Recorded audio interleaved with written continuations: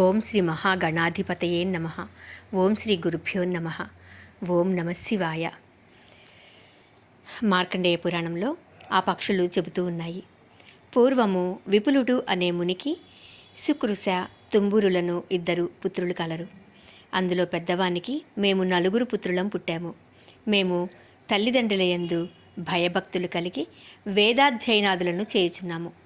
ఒకనాడు దేవేంద్రుడు మాయావి అయి మా తండ్రి అయిన సుకృసుని ధర్మ మార్గమును పరీక్షించుటకు ముసలి డేగ రూపంలో వచ్చి మా తండ్రితో, అయ్యా సుకృసముని, నేను వింధ్యపర్వతంబున తిరుగుచుండగా వేరొక బలిష్టమైన డేగ రాగా ఆ పక్షికిని నాకును ఘోర యుద్ధం జరిగింది. ఆ విధంగా 7 అహోరాత్రములు యుద్ధం చేశాము. నేను వార్ధక్యముచే యుద్ధమును చేయలేక తుదకు తప్పించుకుని నీ ఆశ్రమానికి వచ్చాను. నేను మిక్కిలి ఆకలి చేతను యుద్ధంచే బడలిక చేతను మిక్కిలి కృషించి ఉన్నాను. నీవు ధర్మబుద్ధిగల మునివని విన్నాను. నాకు శరీర ధారణమునకు నరమాంసము కావలను, ఇవ్వవలసినదని కోరాడు. ఆ పక్షివాక్యములను మా తండ్రి విని నరమాంసమిచ్చుటకు అంగీకరించి మమ్ముల 4 చూచి, ఓ పుత్రులారా, మీరు పితృరుణమును తీర్చుటకు గాను మీలో ఒకరు ఈ పక్షికి ఆహారముగా వెళ్ళమని చెప్పాడు. మేము తండ్రి చెప్పిన వాక్యములను విని, తండ్రి, నీవు మేము పుట్టుటకు కారణభూతుడై ఉంటివి కానీ పోషణాది సంరక్షణ తల్లి ఎందు కలదు. పితృ మాతృ రుణంబులు తీర్చుటకు పక్షికి ఆహారంగా వెళ్ళమని చెప్పి ఉన్నాము.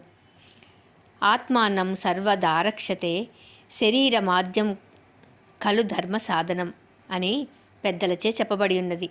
అనగా మొదట తన శరీరమును రక్షించుకొనుచు ధర్మ మార్గమున నడుస్తూ ఇతరుల క్షేమము కొరకు పాటుపడవలసినదని చెప్పబడి ఉన్నది. కనుక తన శరీరమును ఇతరుల కొరకు ఇచ్చుట ధర్మం కాదు. అందువలన మా శరీరములను ఇవ్వజాలమని చెప్పాము. అంతటా మా తండ్రి కోపించి మమ్ములను పక్షి వంశమున పుట్టమని శపించాడు. ఆ తర్వాత మా తండ్రి పక్షి రూపమునున్న దేవేంద్రునకు తన శరీరమును ఇచ్చేదనని చెప్పాడు. ఆ మాటలు విని దేవేంద్రుడు పక్షి రూపమును వదిలి ప్రత్యక్షమై నీ సత్యమునకు మెచ్చి సంతోషించితినని చెప్పి వెడలిపోయాడు. అంతటా మేము మా తండ్రి ఇచ్చిన శాపంబునకు భయపడి, ఓ తండ్రి, మేము శరీరమునందుగల ఆశచే శరీర నాశనమునకు గాను దేవేంద్రునకు ఇవ్వజాలకపోయితిమి అని వేడుకొనగా మా తండ్రి కరుణించి, మీరు వింధ్యపర్వతం యొక్క గుహలయందు జ్ఞానముల పక్షులై ఉండండి. పిమ్మట కొంతకాలమునకు జైమినీముని మీ వద్దకు వస్తారు. ఆ మునికి గల సందేహములను మీరు తీర్చగలరు. సందేహములను తీర్చిన పిమ్మట ఆ ముని వలన శాప విముక్తులరై సుఖించెదరు అని చెప్పాడు. అలా చెప్పగానే శమీక మహాముని విని, ఓ పక్షి కులోత్తములారా, మీరు వెంటనే వింధ్యపర్వతమునకు వెళ్ళండని చెప్పి పంపించి వేశాడు. కాబట్టి ఆ పక్షులు అచ్చట నివసించి ఉన్నాయి.